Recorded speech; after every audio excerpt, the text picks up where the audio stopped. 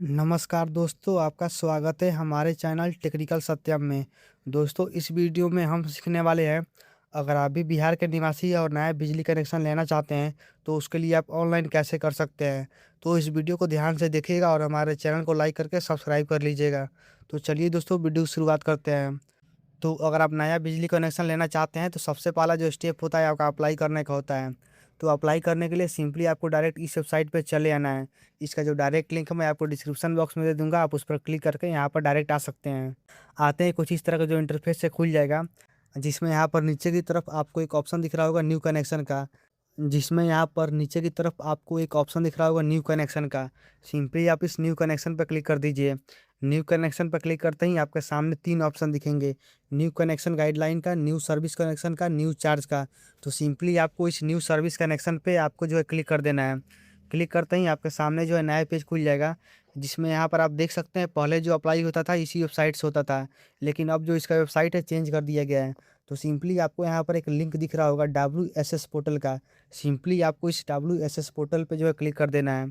Click करते ही आपके सामने जो है नया पेज खुल जाएगा और यहाँ पर आप देख सकते हैं, आप चाहें तो लॉगिन भी कर सकते हैं अगर आपने पहले से अप्लाई कर दिया है तो, या स्टेटस भी आप यहाँ पर चेक कर सकते हैं। स्टेटस चेक करने का भी ऑप्शन दिया गया है।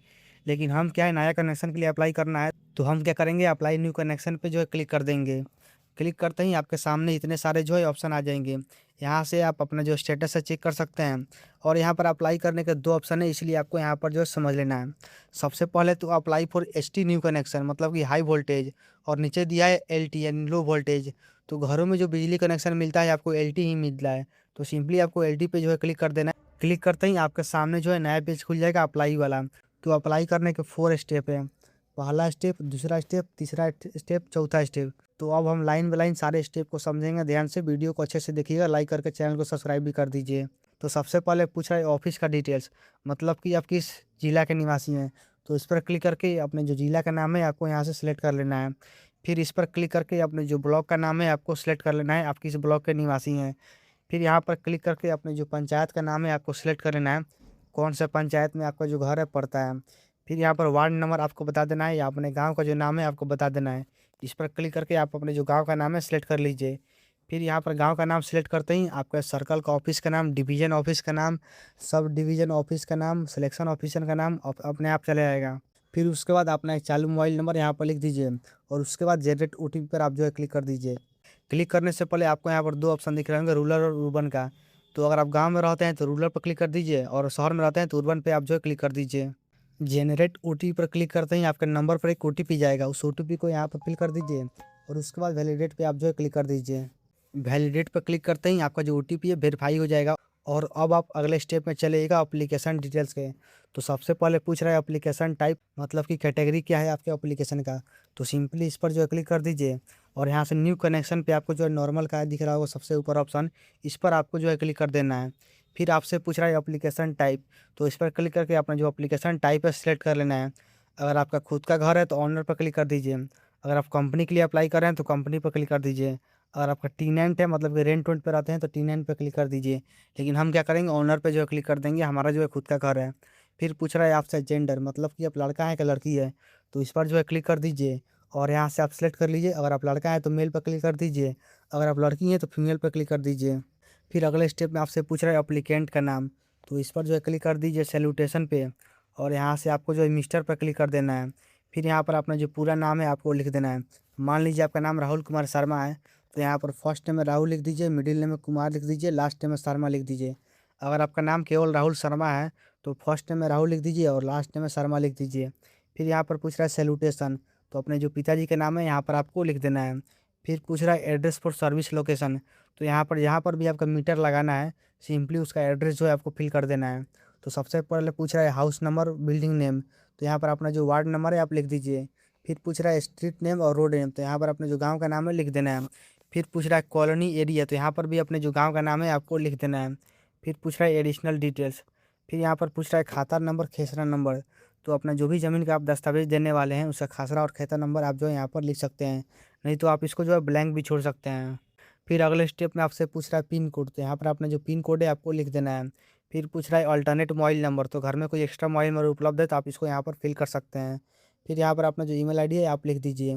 फिर पूछ रहा है अल्टरनेट ईमेल आईडी, तो घर में कोई एक्स्ट्रा ईमेल आईडी उपलब्ध है तो आप इसको लिख सकते हैं, नहीं तो इसको भी जो है ब्लैंक छोड़ दीजिए। फिर इस पर क्लिक करके अपना जो डेट ऑफ बर्थ है आपको सेलेक्ट कर लेना है, आधार कार्ड के हिसाब से अपना जो डेट ऑफ बर्थ है आपको सेलेक्ट कर लेना है। फिर अगले स्टेप में आपसे पूछ रहा है पासपोर्ट साइज़ फ़ोटो, तो इस पर क्लिक करके अपना जो पासपोर्ट साइज़ फ़ोटो है आपको सेलेक्ट कर लेना है। साइज़ 200 के बीच नीचे आपका पासपोर्ट साइज़ फ़ोटो का होना चाहिए। फिर अगले स्टेप में यहाँ पर आपसे पूछ रहा है लैंडमार्क टाइप, तो इस पर जो है क्लिक कर दीजिए और यहाँ से लैंडमार्क टाइप में नियर बाई लोकेशन पे जो है क्लिक कर दीजिए और अपने जो पंचायत का नाम है यहाँ पर आप लिख दीजिए। अगर आप शहर के निवासी हैं तो अपने जो शहर का नाम है लिख दीजिए। फिर पूछ रहा है एडजेसेंट सीए नंबर, तो यहाँ पर इसको जो है ब्लैंक छोड़ देना है, इसमें कुछ भी फिल करने की आपको ज़रूरत नहीं है। फिर उसके बाद इस टिक बॉक्स पे आपको जो है क्लिक कर देना है और फिर उसके बाद इस यहाँ पर जो नेक्स्ट का ऑप्शन दिख रहा होगा सिंपली आपको इस नेक्स्ट पे जो है क्लिक कर देना है। आप चाहे तो बिलिंग एड्रेस पे क्लिक करके अपना दोबारा एड्रेस यहाँ पर फिल करके आप जो है नेक्स्ट पे क्लिक कर सकते हैं।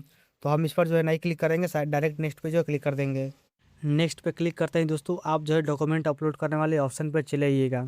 तो सबसे पहले पूछ रहा है सप्लाई का डिटेल्स, तो यहाँ पर आपको ध्यान से अब समझना है अगले स्टेप में।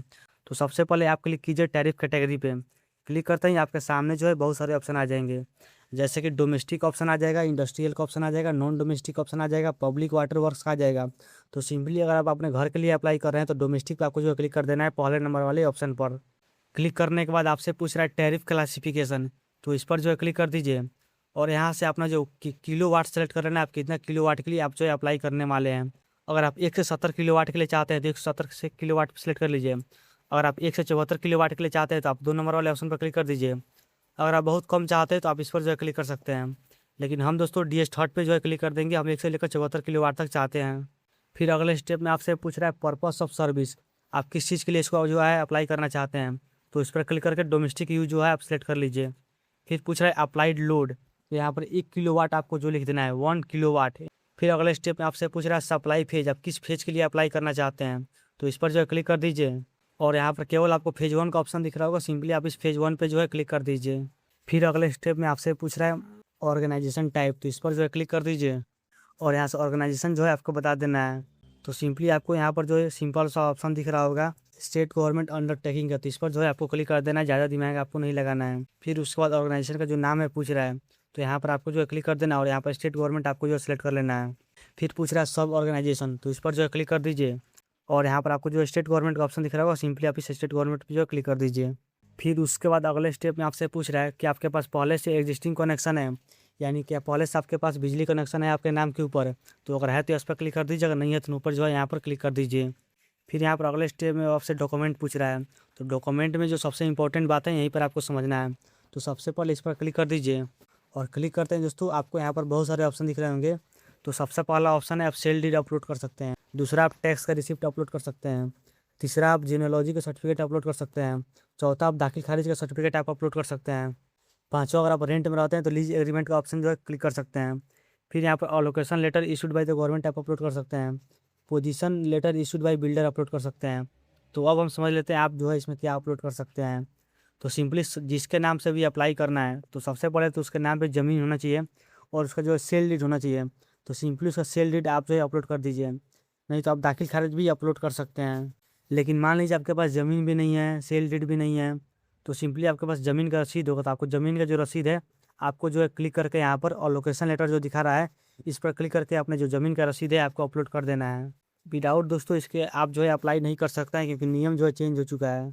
फिर अगले स्टेप में आपसे पूछ रहा है आईडी प्रूफ, तो इस पर क्लिक करके कोई एक आईडी आपको जो है सिलेक्ट कर लेना है। सबके पास आधार कार्ड उपलब्ध होता है, तो इस पर क्लिक करके अपना जो आधार कार्ड है आप सेलेक्ट कर लीजिए और फिर अपना जो PDF है आपको यहाँ पर अपलोड कर देना है। साइज 1 MB से नीचे होना चाहिए, आगे और पीछे दोनों का फोटो होना चाहिए आधार कार्ड का।